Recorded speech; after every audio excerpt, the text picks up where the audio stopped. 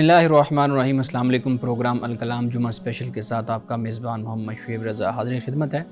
नाज़रीन किराम, इस प्रोग्राम के पहले हिस्सा में हम सीरतुन नबी सल्लल्लाहु अलैहि वसल्लम के एक बहुत अहम गोशा पे गुफ्तगू करेंगे और दूसरे हिस्सा में कुछ ऐसे सवालात पे बात करेंगे, गुफ्तगू करेंगे जिनको बहुत ज़्यादा मौज़ूए बहस बनाया जाता है और जिन पे बात करना बहुत ज़रूरी है। हमारे साथ शरीक गुफ्तगू हैं जनाब मोहम्मद अमान रसूल साहब। अमान साहब खुशामदीद, बहुत शुक्रिया आपके वक्त का। मेरी मुआवनत के लिए मौजूद हैं जनाब अहमद बिलाल अहमद, बहुत शुक्रिया आपके वक्त का। नाज़रीन किराम, सीरतुन नबी सल्लल्लाहु अलैहि वसल्लम हमारे लिए मशाल राह है, उसका बहुत अहम एक गोशा आज हम उस पर बात करेंगे। मैं जनाब अमानत रसूल साहब से गुजारिश करूँगा अपनी गुफ्तगू का आगाज़ कीजिएगा। बिस्मिल्लाहिर्रहमानिर्रहीम।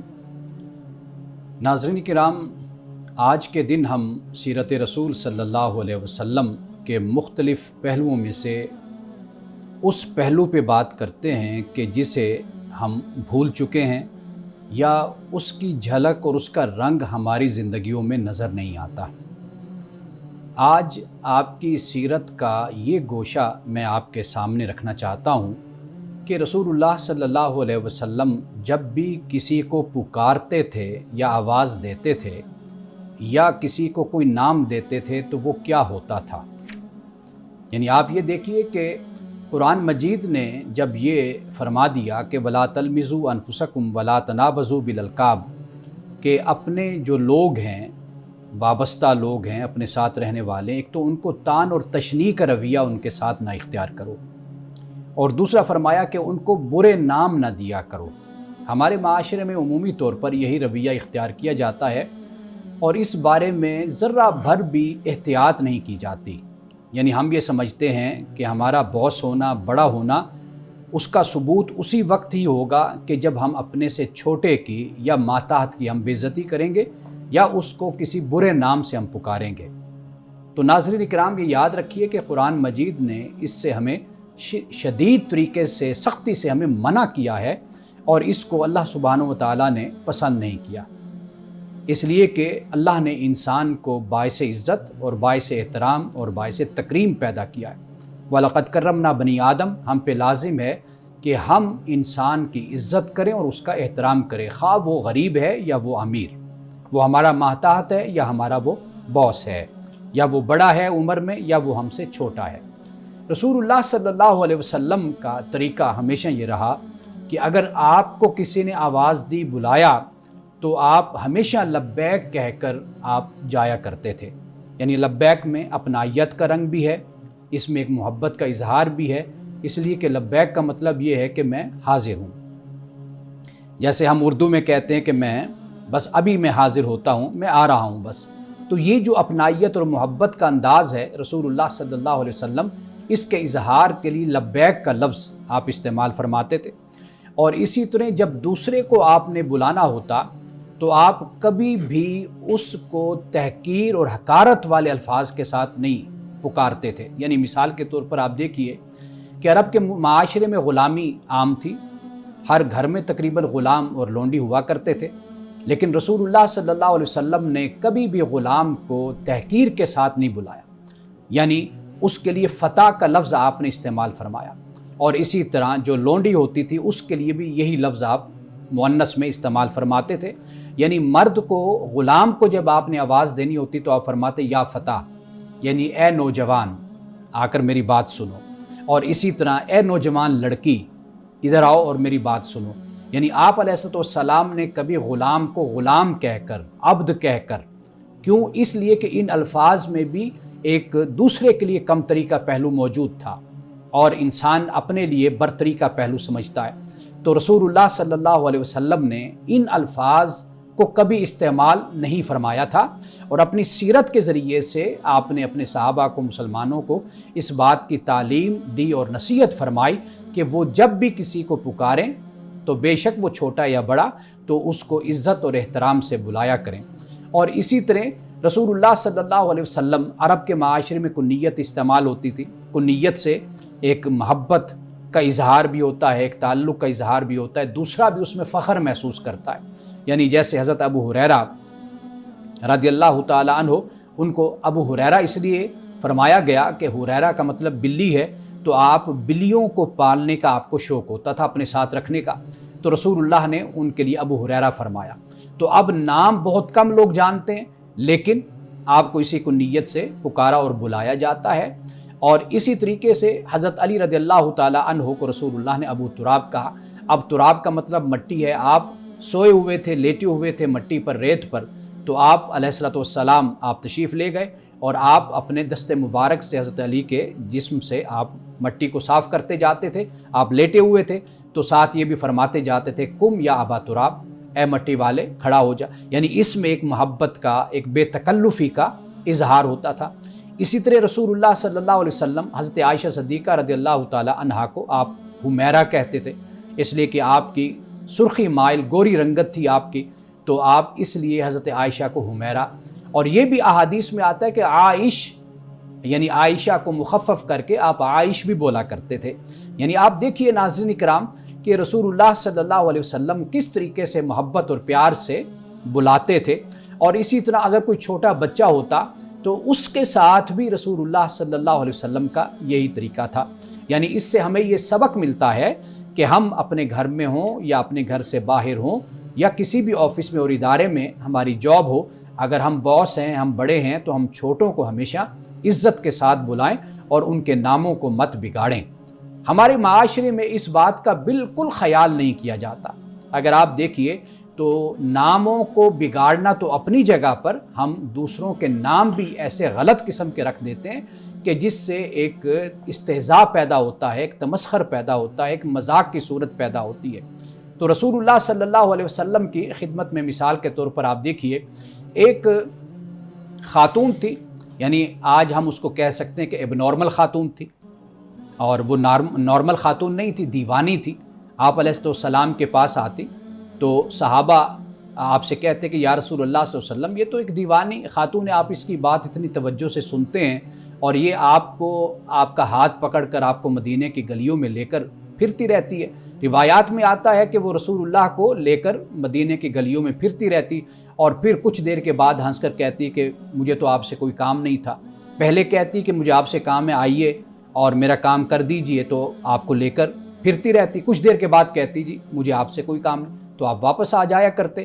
لیکن جب صحابہ نے یہ کہا کہ یا رسول اللہ، یہ تو ایک اب نارمل خاتون ہے، آپ اتنی توجہ کیوں فرماتے ہیں؟ تو رسول اللہ نے فرمایا کہ کیا وہ انسان، کیا وہ عورت، وہ شخص کہ جس کی کوئی بات نہ سنے، کیا میں محمد بھی اس کی بات نہ سنوں؟ تو آپ کا یہ اخلاق اور آپ کی یہ سیرت تھی کہ آپ لوگوں کو اچھے نام سے بلاتے تھے، اس لیے لوگ آپ کے پاس آتے۔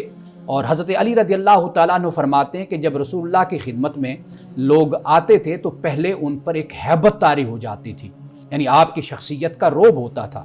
لیکن کچھ وقت گزر جاتا، جیسے جیسے وقت گزرتا چلا جاتا تو اس آنے والے کو رسول اللہ سے زیادہ محبت ہونا شروع ہو جاتی تھی، یعنی کہ پھر دنیا میں رسول اللہ سے بڑھ کر اس کو کوئی محبوب نہیں ہوتا تھا۔ تو اس لیے کہ رسول اللہ کی زبان، آپ کی گفتار، آپ کا کلام، آپ کا کردار ایسے تھا کہ لوگ آپ سے والہانہ محبت اور عقیدت رکھنا شروع کر دیتے تھے۔ قرآن پاک نے اسی بات کو بیان کیا ہے کہ فَبِمَا رَحْمَةٍ مِّنَ اللَّهِ لِنْتَ لَهُمْ وَلَوْ كُنْتَ فَظًّا غَلِيظَ الْقَلْبِ لَانفَضُّوا مِنْ حَوْلِكَ، کہ نبی صلی اللہ علیہ وسلم، اللہ کی رحمت سے آپ نرم دل ہیں۔ اگر آپ سخت دل ہوتے اور آپ کے رویے میں سختی ہوتی تو پھر یہ جو مومن آپ کے آس پاس آ کر بیٹھتے ہیں تو یہ ایک ایک کر کے اٹھ جاتے، چھٹ جاتے۔ تو رسول اللہ صلی اللہ علیہ وسلم کا یہ اسوہ ہے، آپ کی یہ سیرت ہے۔ ناظرین کرام، اسی پہلو کو ہم بھول چکے ہیں آج۔ ہم دوسرے کو جب بلاتے ہیں تو تحقیر سے بلاتے ہیں، حقارت سے بلاتے ہیں، ہم بے عزتی کرتے ہیں۔ تو یہ انداز ہمیں نہیں اختیار کرنا چاہیے۔ رسول اللہ کے اس پہلو کو، سیرت کے اور اس گوشے کو ہمیشہ یاد رکھنا چاہیے کہ رسول اللہ نے جب بھی کسی کو بلایا ہمیشہ عزت اور احترام سے بلایا۔ اگر ہم یہ چاہتے ہیں کہ لوگ ہم سے محبت کریں، ہمارا احترام کریں اور لوگوں کے دلوں میں ہماری عزت ہو، تو پھر اس پر عمل کیجئے، رسول اللہ کی سیرت کے اس گوشے پر، کہ آپ بھی بڑا ہو، کوئی چھوٹا ہو، کوئی امیر ہو، کوئی غریب ہو، جیسا بھی کوئی شخص ہے، اگر آپ اس کو عزت دیتے ہیں، یقین کیجئے وہ آپ کا دیوانہ ہو جاتا ہے، وہ آپ سے محبت کرتا ہے۔ کبھی یہ نہ دیکھیے کہ یہ خوبصورت ہے یا نہیں ہے، یہ بڑا ہے یا چھوٹا ہے، یہ کیسا انسان ہے، بس یہ دیکھیے کہ یہ اللہ کی مخلوق ہے، یہ اللہ کی تخلیق ہے، اللہ نے اس کو پیدا کیا ہے، اس میں روح ہے، اس میں جان ہے، اس میں انا ہے، اس میں خودی ہے، اس میں عزت ہے۔ اگر آپ اس چیز کا احترام کریں گے، اللہ سبحانہ و تعالیٰ آپ کو بھی دنیا میں اور آخرت میں آپ کو عزت اور احترام سے نوازے گا۔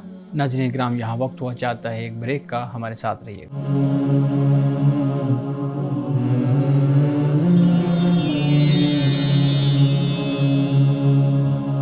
ویلکم بیک ناظرین، ہمارا سب بہت شکریہ۔ رسول اللہ صلی اللہ علیہ وآلہ وسلم کا یہ پہلو بہت اہم ہے اور ہم روزانہ کی بنیاد پہ اس طرح کی چیزوں کو فیس کرتے ہیں۔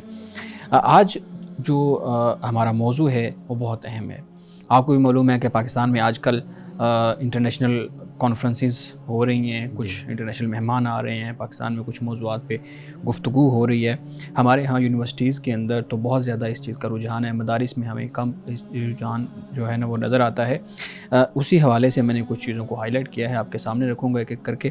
ایک تو سب سے پہلے یہ بتائیے گا کہ جو ہمارے ہاں کانفرنس ہوتی ہے، نیشنل ہے، انٹرنیشنل ہے، ایک طرف ہماری یونیورسٹیز کے اندر کچھ فسادات بھی چل رہے ہوتے ہیں، اسٹوڈنٹس کے آپس میں مسائل ہوتے ہیں، ایڈمنسٹریشن کے ساتھ مسائل ہیں، پھر دوسرا یہ ہے کہ ہماری نیشنل لیول کی بھی کانفرنسز چل رہی ہوتی ہیں۔ اس صورتحال کے اندر ایک تعلیمی ماحول میں ایک تحقیقی اور تعلیمی جو انٹرنیشنل کانفرنس ہے اس کو کروانے کے لیے یونیورسٹیز کا، تعلیمی اداروں کا ماحول کتنا سازگار ہے، کتنا سازگار نہیں ہے؟ پہلی بات تو یہ ہے کہ اندرونی مسائل یونیورسٹیز کے ہوتے ہیں، تعلیمی اداروں کے، اور ان مسائل کو مختلف انداز اور مختلف طریقوں سے حل کرنے کے ہر ادارہ، تعلیمی ادارہ ہو، وہ یونیورسٹی ہو، وہ کالج ہو، وہ جامعہ ہو، مدرسہ ہو، وہ اپنی طرف سے اس بات کی کوشش کرتے ہیں۔ اصل جو چیز ہے نا، جو ان کا ہو گئی، جو نایاب ہو گئی، کامیاب ہو گئی، وہ چیز یہ ہے کہ اسٹوڈنٹس کی، طلباء کی جو ایک تربیت کا ماحول بنایا جاتا ہے، اس لیے کہ جو طلباء آنے والے ہوتے ہیں ان کے بھی ذہنوں میں ہوتا ہے کہ بھئی یہ ایک بزنس ہے۔ بدقسمتی سے ہمارے ہاں ایسا ماحول یعنی اس کانفرنس کے بارے میں، کانفرنس نہیں، ادارے کے بارے میں، یعنی تعلیمی ادارے کے بارے میں، تو وہ جو ایک اندرونی طور پر جو ماحول ہوتا ہے وہ ایک پارٹنرشپ کی صورت میں ہوتا ہے۔ یہ خیال کیا جاتا ہے کہ ہم اگر یہاں پر آ رہے ہیں تو یہ کوئی ہمارا ایک سیکھنے سکھانے کا تعلیمی ادارہ نہیں، کوئی درسگاہ نہیں، بلکہ یہ ہے کہ ہم ایک پروفیشن کو یہاں پر حاصل کرنے یا اس کو ہم سیکھنے آتے ہیں۔ اگرچہ وہ بھی ایک بہت بڑی دولت ہے، تو ہمارے ہاں جو تعلیم کو ایک تجارت کی صورت دے دی گئی تو اس سے بڑے مسائل پیدا ہوئے ہیں کہ جو استاد کا شاگرد کا تعلق ہے، جو ایک مادر علمی جس کو کہا جاتا ہے، اور پھر وہاں پر جو تربیت اور تعلیم حاصل کرنے والے ہیں، تو جب تک تعلیم کو اخلاق کے ساتھ نہیں جوڑا جاتا اور تربیت کے ساتھ نہیں جوڑا جاتا تو اس وقت تک جو یہ اس طرح کے جو مسائل ہیں وہ ہمارے ہاں پیدا ہوتے رہتے ہیں۔ اور جو اسلامی نہیں بلکہ انٹرنیشنل جو کانفرنسز ہمارے ہاں منعقد ہوتی ہیں، یہ ایک اچھا اقدام ہوتا ہے، اچھا پلیٹ فارم ہوتا ہے۔ اس میں یہ ہوتا ہے کہ آپ کا جو تعلیمی ادارہ ہے، جو آپ کی یونیورسٹی ہے، کالج ہے، وہ زیادہ سے زیادہ فلرش اس حوالے سے کرتی ہے کہ جب انٹرنیشنل سطح پر تعلقات باہمی طور پر قائم ہوتے ہیں تو پھر وہاں سے جو ایکسپرٹیز ہوتی ہیں، ایکسپرٹ ہوتے ہیں، وہ یہاں پر شفٹ ہوتے ہیں، یہاں پر آتے ہیں ہمارے جیسے ملکوں میں، تو پھر آ کر یہاں پر وہ لوگوں کو، طلباء کو، اساتذہ کو وہ ٹرین بھی کرتے ہیں۔ تو یہ ایک اچھا رجحان ہو جاتا ہے، یعنی انٹرنیشنل سطح پر کہ ادھر کیا تجربے ہو رہے ہیں، ادھر کیا تجربہ ہو رہا ہے، تو مل جل کر کام کرنے کا۔ تو بہرحال اس کے اپنے فوائد ضرور ہیں۔ باقی جو طلباء کے مسائل ہیں تو وہ طلباء تک رکھ کر ان مسائل پر توجہ کی جانی چاہیے کہ آخر یہ چیزیں کیوں اس طرح ہمارے ہاں پیدا ہو رہی ہیں۔ بالکل ٹھیک ہے مان صاحب، ہم جب آپ نے خود ہی بتایا کہ یہ بہت اچھا رجحان ہے کہ ہمارے ہاں اس طرح کی ڈیبیٹس، ڈائلاگس، گفتگو اور اس طرح کے مذاکرات جو ہے نا وہ مذاکرے ہوں۔ ہمارے صاحب ہم دیکھتے ہیں کہ اکثر جو کانفرنسز ہوتی ہیں ان کا موضوع کسی نہ کسی حد تک یہ ہوتا ہے کہ اسلام اور کنٹمپریری ایشوز، ٹھیک ہے، اور بہت سی اس طرح کی، میں اب نام نہیں لوں گا، بہت سی اس طرح کی کانفرنسز ہوتی ہیں۔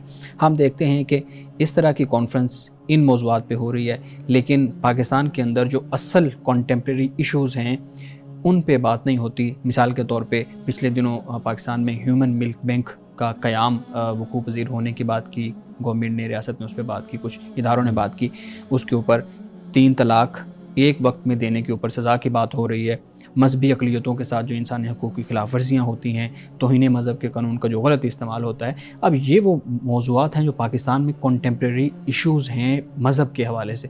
ہم نے دیکھا ہے کہ کنٹمپریری ایشوز کے اوپر ورکشاپ کانفرنس ہوتی ہے، ان موضوعات کے اوپر کوئی بات نہیں ہوتی. تو پھر کس حوالے سے ہم کہہ سکتے ہیں کہ اس طرح کی جو کانفرنسز ہیں وہ بہت اچھی ہیں اور ہونی چاہیے؟ اچھا، پہلی بات تو یہ ہے کہ جو یونیورسٹیز ہوتی ہیں نا، ان کے اپنے مقاصد آپ کہہ لیجئے یا ان کا اپنا ایک فریم ورک ہوتا ہے، اس میں رہ کر وہ اپنا کام کرتے ہیں. ٹھیک.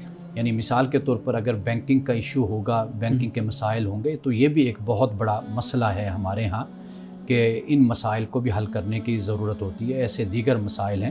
تو یونیورسٹی کا اپنا ایک ٹیمپرامنٹ آپ کہہ لیجئے، ایک فریم ورک، ایک طریقہ کار ہوتا ہے، وہ اس پر ہی کام کرتی ہوئے ہمیں نظر آتی ہے. باقی جو یہ ایشوز ہوتے ہیں جن کی طرف آپ نے اشارہ کیا ہے، ان کے لیے دوسرے پلیٹ فارم بھی ہیں. بے شک یونیورسٹی بھی ان کے لیے ہے، لیکن آپ یہ دیکھیے نا کہ عوامی جو ماحول اور تائید اور جو مذہبی حوالے سے ہمارے ہاں ایک ماحول ہوتا ہے، اس میں آیا کہ کوئی اس کو افورڈ بھی کر سکتا ہے، برداشت بھی کر سکتا ہے اس نقصان کو، اس ریاکشن کو، اس رد عمل کو. یہ چیزیں بھی لوگ مد نظر رکھتے ہیں. تو اس کے لیے تو صرف ایک تعلیمی ادارہ کافی نہیں ہے، اس کے لیے تو پوری سوسائٹی اس کے لیے تیار ہو کہ وہ ان مسائل پر کہ جو ہمیں دیمک کی طرح چاٹے جا رہے ہیں، جسے ہم شدت پسندی کہتے ہیں، مذہبی حوالے سے انتہا پسندی کہتے ہیں، کہ ان مسائل پر ہم بیٹھ کر غور و خوض کرنے کے لیے، مشورہ کرنے کے لیے، آپس میں کچھ بات کرنے کے لیے بھی تیار نہیں ہوتے. کیونکہ ہم نے ان مسائل کو یوں کہہ لیجئے کہ ہم نے بالکل ہی ایک طرف رکھ کر اس طرح کہ بھئی یہ تو ایسی چیزیں کہ ان پر تو ہم کلام اور بحث اور گفتگو کر ہی نہیں سکتے. اگر کوئی کرے گا تو پھر اس کو تھریٹس ہوتے ہیں یا اس کے لیے مسائل ہوتے ہیں. تو اس ماحول میں میرا خیال ہے کہ اگر یہ کام بھی ہو رہا ہے جس طرف آپ نے اشارہ کیا، تو یہ بھی ایک غنیمت ہے. اگر ہم اس طریقے سے بھی دنیا کے ساتھ چلتے رہیں تو پھر آخر کار پھر مختلف پلیٹ فارم پر ان مسائل پر بھی بات ہونا شروع ہو جائے گی. لیکن امان صاحب، یہ ٹھیک ہے کہ ہونی چاہیے بات، اور ہر ایک ادارے کی، تعلیمی ادارے کی، یونیورسٹی کی، کالج کی اپنی ایک ڈومین ہے، اس کے اندر وہ کام کر رہا ہے. لیکن ہم دیکھتے ہیں کہ جب کانفرنس ہوتی ہے تو اس کے اندر ملکی اور غیر ملکی جو اسکالرز ہیں وہ تشریف لاتے ہیں، شرکت کرتے ہیں. کوئی اپنی عام طور پہ یہ رجحان ہوتا ہے کہ کوئی اپنی ریسرچ پیش کرتا ہے، کوئی اپنا تحقیقی مقالہ پیش کرتا ہے کسی بھی موضوع کے اوپر. ہم دیکھتے ہیں کہ ہمارے ہاں جتنے بھی انٹرنیشنل اسکالرز کو بلایا جاتا ہے وہ اس سوچ کے ساتھ بلایا جاتا ہے کہ ہماری کانفرنس نیشنل سے انٹرنیشنل بن جائے. اور ان کو وقت کتنا دیا جاتا ہے؟ 15 منٹ 10 منٹ کی نوٹ اسپیکر کے طور پہ ان کو بلایا جاتا ہے، اور بار بار ان کو صفحہ تھمایا جاتا ہے کہ آپ کا وقت ختم ہو گیا. تو وہ ایک شخص جو اتنی دور سے آیا ہے، وہ اس کو اپنی ریسرچ پیش کرنے کا موقع نہیں دیا جا رہا، بات کرنے کا موقع نہیں دیا جا رہا. کیسے ہم مان لیں کہ واقعی ہی یہ کانفرنسز جو آپ بات کر رہے ہیں وہ ٹھیک ہیں؟ دیکھیے، انٹرنیشنل کانفرنس میں جب وہ چند باہر سے لوگ آ گئے تو وہ انٹرنیشنل بن گئی. مقصد تو پھر وہی ہے نا کہ اس کو انٹرنیشنل بن گئی. پھر یہ ہوتا ہے کہ اس طرح کے ماحول میں ضروری نہیں ہوتا کہ ایک بندے کو گھنٹہ دے دیا جائے. پھر اس کا طریقہ یہ ہوتا ہے کہ وہ اپنا کی نوٹ یا اپنی مختصر گفتگو یا ایبسٹریکٹ جس کو ہم کہتے ہیں اپنے مقالے کا، تھیسس کا، وہ بیان کر دیتا ہے. اس کے بعد یہ ہوتا ہے کہ پھر اگر کوئی مجلہ شائع ہوتا ہے، کوئی میگزین شائع ہوتا ہے تحقیقی، تو پھر اس میں ان کے جو مقالے اور تھیسز ہوتے ہیں ان کو پھر شامل کر لیا جاتا ہے یا ویب سائٹس پر ان کو چڑھا دیا جاتا ہے. اس سے بھی لوگ استفادہ کرتے ہیں. آپ کا جو پہلے سوال تھا نا، اس میں ایک جز تھی، میں چاہتا ہوں کہ اس کو بھی میں ایڈریس کر دوں. وہ یہ ہے کہ ہماری بدقسمتی اس وقت یہ ہے کہ ہم ہر بات میں اسلام کو ساتھ جوڑتے ہیں جی، اور اسلام کی بات کر کے پھر ہم قرآن سے، حدیث سے یا ماضی سے حوالے لے کر ہم آتے ہیں. ہم اتنے اس وقت قحط الرجال کا شکار ہیں ہم مسلمان کہ ہمارے پاس موجودہ دور میں کوئی حوالے بھی نہیں ہیں.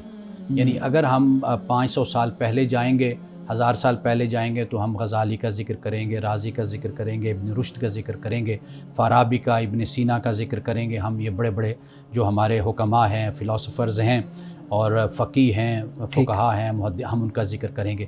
آج کے دور میں یعنی بدقسمتی یہ ہے کہ آپ اگر حوالہ دیں گے استشراق میں یا کسی اور پہلو میں، تو آپ صدی پہلے یا آج کے دور میں بھی بڑے بڑے ان کے نام آپ پیش کر سکتے ہیں. فلاسفر بھی بتا سکتے ہیں آپ، ان کے جنہوں نے مذہب پر تحقیق کی ہے، ایون کہ اسلام پر جنہوں نے بڑی تحقیق کی، ان ناموں کو بھی آپ، یورپ میں موجود نام جو بڑے ہیں ان کو بھی آپ پیش کر سکتے ہیں. ایون کہ سوشل سائنسز میں آپ کی پیش کرنا چاہیں گے تو بڑے بڑے نام وہ آپ لا سکتے ہیں. لیکن جب ہم مسلمانوں کی طرف دیکھتے ہیں تو ہمیں نظر یہ آتا ہے 500-700 سال پہلے اگر کوئی کام ہوا تو وہ ہم آج ان کے نام لیتے ہوئے نظر آتے ہیں، یا قرآن اور حدیث سے ہم حوالے، یعنی جیسے آپ نے کانفرنسز کا ذکر کیا تو اس میں بھی آپ نے دیکھا ہوگا، آپ بھی شریک ہوتے ہیں، میں بھی کبھی کبھی چلا جاتا ہوں، تو آپ وہاں پر یہ دیکھیے کہ وہ سارے حوالے پچھلے دے رہے ہوتے ہیں۔ ہماری اتنی یعنی اس وقت محرومی ہے، افلاس ہے کہ ہم آج کے دور کے اپنے ایسے اسکالرز ہمارے پاس یا محدثین، فقہا، فلاسفرز نہیں ہیں کہ جن کا حوالہ ہم اپنی کتابوں میں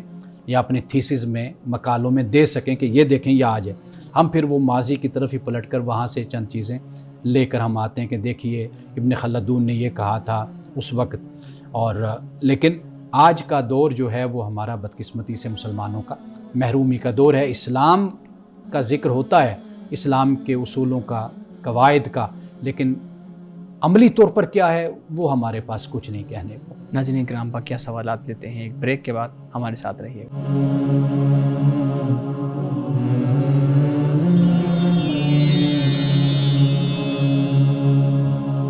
ویلکم بیک ناظرین، امان صاحب بہت ایک پرمغز گفتگو چل رہی ہے آپ کے ساتھ۔ آپ بریک سے پہلے بات کر رہے تھے کہ ہم ہر چیز کے اندر اسلام کو لانے کی کوشش کرتے ہیں۔ میں اسی نقطہ نظر کو سمجھنے کی کوشش کروں گا کہ جب ہمارے ہاں کانفرنسز ہوتی ہیں تو اسلامک اکنامکس پہ کانفرنس ہو رہی ہے، اسلامک سائنسز پہ، ایون تو آج کل اسلامک سوشل سائنسز کا بھی کانسیپٹ ایک آ گیا ہے، پھر اسلامک انٹرپرنورشپ کا بھی کانسیپٹ جو ہے نا وہ آ گیا ہے، اسلامک بینکنگ کا کانسیپٹ بھی آ گیا ہے۔ ہر فیلڈ کے ساتھ ہم نے اسلام کا لفظ کیوں لگانا ہوتا ہے؟ کیا یہ احساس محرومی ہے، احساس کمتری ہے، یا کوئی اور ریزن ہے؟ ایک تو بات میں نے پہلے بیان کر دی کہ ہم اصول اور قواعد جو ان سے ہیں وہ اسلام کے ہم بیان کرتے ہیں، اور ہمارا جو طریقہ کار بن گیا ہے وہ یہ ہے کہ ہم اگر مغرب پر تنقید کرتے ہیں تو ان کی عملی باتوں کو بیان کریں گے اور اپنے دین کو، تصورات کو بیان کریں گے، نظریات کو بیان کریں گے، پھر ہم اپنی بالادستی دکھاتے ہیں۔ ہم ایسا نہیں کرتے کہ ان کے عمل کے مقابلے میں اپنے عمل کو پیش کریں، ان کی پریکٹس کے مقابلے میں اپنی پریکٹس کو پیش کریں، یہ ہم نہیں کرتے۔ اگر ہم اپنی پریکٹس کو پیش کریں یہ سب سے بڑا معاملہ ہوگا کہ پھر ہم بتائیں کہ ہم کیا کر رہے ہیں۔ لیکن جو اجتماعی طور پر اور ہماگیر جو زوال مسلمانوں پر اس وقت ہے، اور قحط الرجال اور قحط الاخلاق کا جو زمانہ ہے، اس میں ہم عملی طور پر کوئی بھی مثال پیش کرنے سے قاصر ہیں۔ تو اس لیے پھر ہم صرف اسلام ہی کے اصول اور قواعد اور ضوابط اور قوانین کو ہم بیان کرتے رہتے ہیں۔ اور دوسری بات یہ ہے کہ دیکھیے آج کے دور میں جو اتنی جدت پیدا ہو گئی، اور سائنس ہے، ٹیکنالوجی ہے، انسانی زندگی کے ہر شعبے میں، یعنی نفسیات کے حوالے سے آپ دیکھ لیجئے، دیگر حوالوں سے آپ دیکھ لیجئے، تو اس میں جو جدید انداز ہے اس میں پھر یہ رہنمائی لی جاتی ہے کہ آیا کہ اسلامی جو ذخیرہ ہے، اسلامی جو تاریخ ہے، یا جیسے ہمارے علماء ہیں انہوں نے اس حوالے سے ہمیں کیا بتایا اور ہماری کیا رہنمائی کی ہے۔ یعنی مثال کے طور پر آپ دیکھیے کہ جب ہم بات کرتے ہیں، موٹیویشنل اسپیکرز گفتگو کرتے ہیں، موٹیویشنز کی بات ہوتی ہے، یا انسان کا جو بیہیویئر ہے اس پر بھی بڑی سائنس اور بڑا کام ہے یورپ میں، مغرب میں۔ اب اس کو جب ہم تصوف کی روشنی میں دیکھتے ہیں کہ تصوف میں صوفیاء نے کیا طریقہ اختیار کیا، تو وہ ایک پورا پھر ہمارے سامنے یہ آتا ہے کہ بھئی ہمارے ہاں اگرچہ یعنی کہ جدید جو علم ہے اس کا صحرا تو ہے یورپ کے سر، اس میں کوئی شک نہیں ہے، لیکن آیا کہ ماضی میں کچھ ہمارا بھی اس حوالے سے کوئی کردار رہا؟ پھر ہم یہ دیکھتے ہیں کہ جو خانقاہیں بنائی گئیں، تربیت گاہیں بنائی گئیں، تزکیہ گاہیں بنائی گئیں، اور جس میں پھر لوگوں کے یہی نفسیاتی مسائل ہوتے تھے، سماجی مسائل ہوتے تھے۔ ہمارے جو صوفیاء یعنی جن کی آج مزارات آپ دیکھتے ہیں، وہ جب زندہ تھے تو وہ کیا کرتے تھے؟ لوگ ان کے پاس آتے تھے، کھلا ماحول ہوتا تھا، ایک اچھی فضا میں ان کا بیٹھنا، ان کی اصلاح کا کام کرنا، ان کو تزکیہ نفس دینا۔ تو یہ گویا کہ جدید علوم کے ساتھ پھر ان چیزوں کا جائزہ لیا جاتا ہے۔ لیکن جہاں تک یہ جو اسلام کا معاملہ ہے نا جی، اس حوالے سے میں عرض کروں گا کہ ہمارے ہاں چونکہ ایک تصور یہ پایا جاتا ہے کہ اسلام ایک مکمل ضابطۂ حیات ہے، یہ جو الفاظ بولے جاتے ہیں، تو میں ہمیشہ اس پہ یہ عرض کرتا ہوں کہ اسلام آپ کی رہنمائی کرتا ہے، اصول آپ کو دے دیتا ہے۔ جیسے مثال کے طور پر معیشت ہے، اس میں آپ کو اصول دے دیے، اسی طرح معاشرت ہے، اس میں بھی اللہ تعالیٰ نے سیاست میں، سیاسیات میں بھی اللہ نے اصول دے دیے، ان اصول کی پابندی ہم نے کرنی ہے۔ باقی جو مسائل ہوتے ہیں وہ اجتہاد کے ساتھ ہم اپنے زمانے اور حالات کے مطابق استحسان کے ذریعے سے ہم ان مسائل کو حل کرتے ہیں. لیکن یہ جو اسلام کا لفظ ہر جگہ استعمال کرنا ہے، تو میرا خیال ہے کہ اگر اس کے بجائے اس بات پر فوکس کیا جائے، یعنی جیسے ہم کہہ لیں کہ اسلام کے اصولوں کی ایک روشنی میں آپ کہہ لیجئے کہ ہم جو قرآن کی ایک اجتماعی مجموعی تعلیم ہے اس کی روشنی میں ہم جائزہ لیتے ہیں اور اپنے مسائل کو حل کرتے ہیں، تو میرا خیال ہے کہ ان الفاظ کے استعمال سے زیادہ بہتر یہ ہے کہ فوکس جو ہے وہ کام پر کیا جائے، نام پہ نہ کیا جائے. بالکل ٹھیک ہے، بہت شکریہ مانی صاحب. مانی صاحب، ہمارے ناظرین کے کچھ سوالات بھی ہیں، میں آپ کے سامنے رکھتا ہوں، آپ ان کا جواب دیجیے گا. سوال یہ ہے جی کہ میرے دوست نے بیوی کو 2 بار طلاق دے دی ہے اور پھر کہا ہے کہ تم میری طرف سے فارغ ہو، تو کیا اس صورت میں طلاق ہو گئی ہے؟ گھر والوں کو میرے دوست نے کہا ہے کہ میں نے اس کو فارغ کر دیا ہے، جبکہ وہ بیوی کہہ رہی ہے کہ اس نے 2 بار طلاق کا لفظ بولا ہے. اچھا، پہلی بات تو یہ ہے کہ میں اس مسئلے کو ہمیشہ اپنی مجالس میں بھی بیان کرتا رہتا ہوں کہ قرآن مجید نے جو طریقہ طلاق بیان کیا ہے وہ ہرگز یہ طریقہ طلاق نہیں ہوتا کہ جیسے میاں بیوی میں تکرار ہوئی آپس میں کسی وجہ سے، رشتہ داروں کی وجہ سے، غصے کی وجہ سے. مثال کے طور پر میرے پاس ایک کیس آیا، اس کیس میں یہ ہے کہ بیگم گھر پہ ہے تو جو اس کی نند ہے، خاوند کی جو بہن ہے، اس نے آ کر کوئی تھوڑی سی بات کی تو ان کی آپس میں چپکلش ہو گئی. خاوند صاحب باہر تھے، ان کو بلایا تو وہ غصے میں انہوں نے بول دیا. صحیح. تو یہ اس طرح کا جو طریقہ طلاق ہے قرآن مجید اس طرح نہیں بیان کرتا. ایک تو یہ ہے اس کی، یعنی احادیث میں اس کی مذمت ہے، اس کو پسند نہیں کیا گیا. اور قرآن کی روشنی میں ہم دیکھیں تو قرآن نے عزم کا لفظ استعمال کیا، جو پختہ ارادہ ہو گیا. وہ کیسا پختہ ارادہ ہوا کہ جس کے بعد مرد بھی پچھتا رہا ہے اور عورت بھی پچھتا رہی ہے. تو لہٰذا اس لیے پاکستانی ریاست میں جو نکاح فام ہے اور باقاعدہ طور پر طریقہ طلاق کو بیان کیا گیا ہے کہ جو ہمارا یہاں پر جو یونین کونسل ہوتی ہے وہ پہلے کوشش کرتی ہے قرآن پاک کے مطابق مصالحت کی کوشش، ثالثی کا کردار ادا کرتی ہے، پھر اس کے بعد پھر وہ ایک طلاق نافذ ہوتی ہے، وہ بھیجتے ہیں، نوٹس بھیجتے ہیں. تو اس طریقہ طلاق کو فالو کرنا چاہیے اور اس پر عمل کرنا چاہیے. بالکل ٹھیک ہے.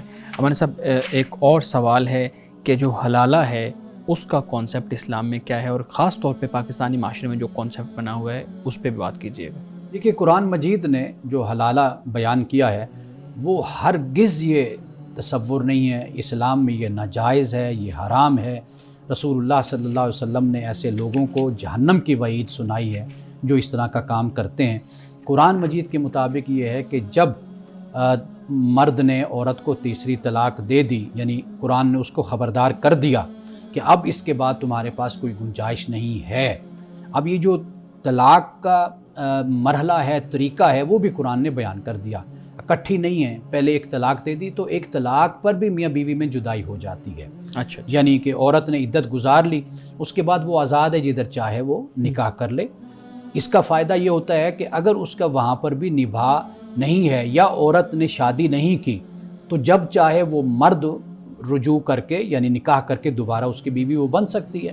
تو یہ جو اسلام نے تیسری طلاق جو قرآن مجید نے بیان کیا، یہ تو در حقیقت روک کھڑی کی ہے طلاق پر، مکمل سپریشن، کہ اب بھی سوچ لو کہ اب اگر سپریشن ہوئی تو اب تمہارے پاس یہ آپشن ختم ہو گئی کہ نکاح کر کے تم اس کو واپس لاؤ گے. اب اسلام نے کہا کہ اب سوچ لو، جو چیز اسلام منع کرنے کے لیے رکاوٹ کھڑی کر رہا ہے ہم اسی رکاوٹ کو توڑ کر پھر ایک نئی پرابلم اپنے لیے کھڑی کر لیتے ہیں. تو ایک تو حلالے کی یہ اصل میں رکاوٹ کھڑی کی گئی، اور قرآن نے یہ کہا کہ پھر اس کے بعد جب عورت 3 دفعہ ہو گیا، معاملہ ختم ہو گیا، اب اس کے بعد عورت آزاد ہے، اب وہ نکاح کرے گی. اب نکاح کے بعد اتفاقاً اگر اس کا وہاں پر گزارا نہیں ہوتا، طلاق ہو جاتی، تب تم نکاح کر سکتے ہو. اگر وہ نکاح نہیں کرتی کسی جگہ پر تو وہ تم پھر کبھی بھی اس کے ساتھ رجوع نہیں کر سکتے، نکاح نہیں کر سکتے. یعنی پہلے جو صورت تھی 2 میں وہ تو یہ تھی نا کہ عورت کے ساتھ دوبارہ نکاح ہو جاتا اور پھر اس کے بعد وہ اس کی بیوی بن جاتی ہے، لیکن اب تیسری طلاق کے بعد یہ گنجائش نکاح کی ختم ہو گئی، دوبارہ نکاح کی. اب اللہ تعالیٰ نے یہ رکاوٹ کھڑی کر دی کہ جب تک یہ کسی اور سے نکاح نہیں کرے گی تب تک وہ تم اس سے نکاح نہیں کر سکتے. وہ ساری زندگی نہ کرے تو یہ مرد اس سے نکاح نہیں کر سکتا. یہ جو طریقہ کار ہمارے ہاں رائج ہے اس کا کوئی تصور اسلام کے اندر نہیں ہے۔ یہ جو قرآن کا طریقہ ہے در حقیقت اس سے جب ہم نے منہ موڑا ہے، یہ اسی سے پیدا کردہ فساد ہے جو ہمارے معاشرے میں نظر آتا ہے۔ جی بالکل ٹھیک ہے۔ مولانا صاحب ایک اور مختصر سوال یہ ہے کہ خاتون پوچھ رہی ہیں کہ میری والدہ جو ہے نا وہ قرآن پاک نہیں پڑھی ہوئی، اب ان کی عمر بھی زیادہ ہو گئی ہے تو اب ان کو بولنے کا بھی مسئلہ ہے، تو کیا وہ بسم اللہ پڑھ کر قرآن کریم کو ختم کر سکتی ہیں یا نہیں؟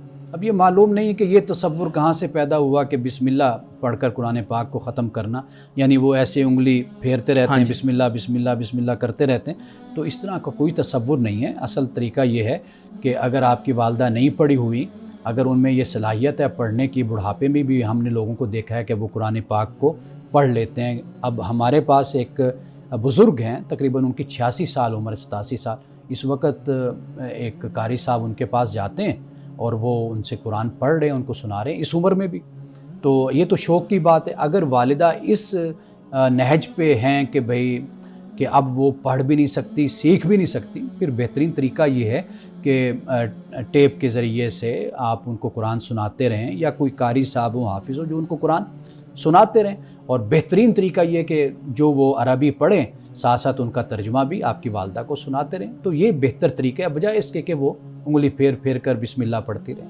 ناظرین کرام بقیہ سوالات لیتے ہیں ایک بریک کے بعد، ہمارے ساتھ رہیے گا۔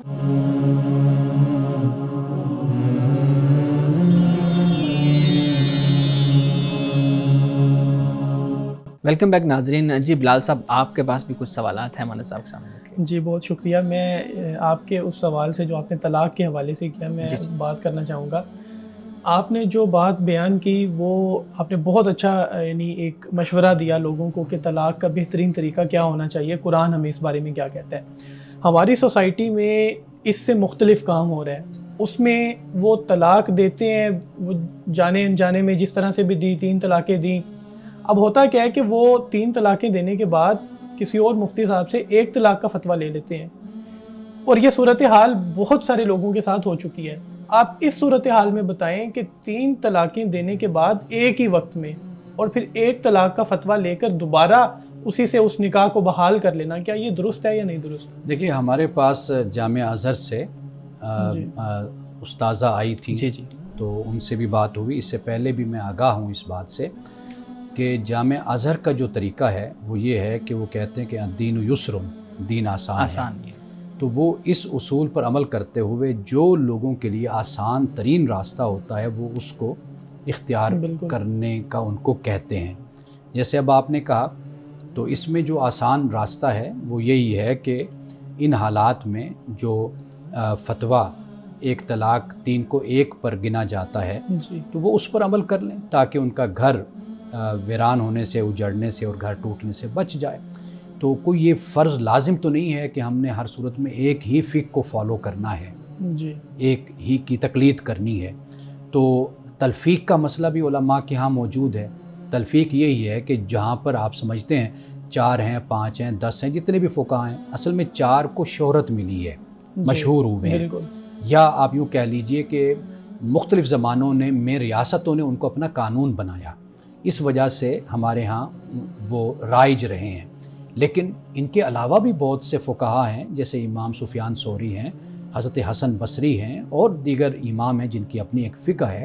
جیسے آپ امام غزالی کو دیکھ لیجئے، یہ اپنی اپنی جگہ پر ایک فقیہ ہیں۔ امام رازی کو آپ دیکھ لیجئے۔ زکوٰۃ کے مسائل پر جب موقع ملے گا ہم بات کریں گے تو میں آپ کو بتاؤں گا کہ ان علماء نے کس طریقے سے آسانیاں بیان کی ہیں زکوٰۃ کے حوالے سے۔ تو لہٰذا تلفیق کا تصور بھی ہمارے ہاں موجود ہے کہ آپ جہاں پر یہ دیکھتے ہیں کہ کسی فقیہ نے ایک مناسب رائے اختیار کی ہے، فتویٰ دیا ہے، آسانی والی رائے اختیار کی، تو اس کو آپ فالو کر لیں۔ تو یہ طریقہ بھی اختیار کیا جا سکتا ہے، لیکن میں نے جو پہلے بات کی ہے نا کہ آپ کی ریاست کا ایک قانون ہے، ہمارے ہاں اس کا رجحان ہی نہیں ہے۔ جی بالکل، ہمیں اس بات کی تعلیم ہی نہیں دی جاتی کہ آپ کی ریاست کا بھی ایک قانون ہے، آپ نے اس کو فالو کرنا ہے، آپ اس کے مطابق اپنے نکاح اور طلاق کے جو مسائل ہیں ان کو آپ حل کریں۔ اس طرف جب تک آپ لوگوں کو نہیں لائیں گے جو ریاست کا قانون ہے، اس وقت تک اس طرح کی جو ایمبیگوٹی ہے نا، ابہام ہے اور انتشار ہے، یہ ہمارے معاشرے میں موجود رہے گا۔ جی بہت شکریہ سر۔ یہ بھی بتائیے گا کہ موبائل فون پر ایجاب و قبول کرنے سے نکاح ہو جائے گا یا نہیں ہوگا؟ دیکھیے یہ ڈیپینڈ کرتا ہے صورت پر، یعنی مثال کے طور پر جو ہمارے فقہا نے، علماء نے جو لکھا، ایک تو صورت یہ ہوتی نا، اس میں تیقن ہونا چاہیے، پتہ ہونا چاہیے، یعنی کسی قسم کے دھوکے کی گنجائش نہیں ہونی چاہیے۔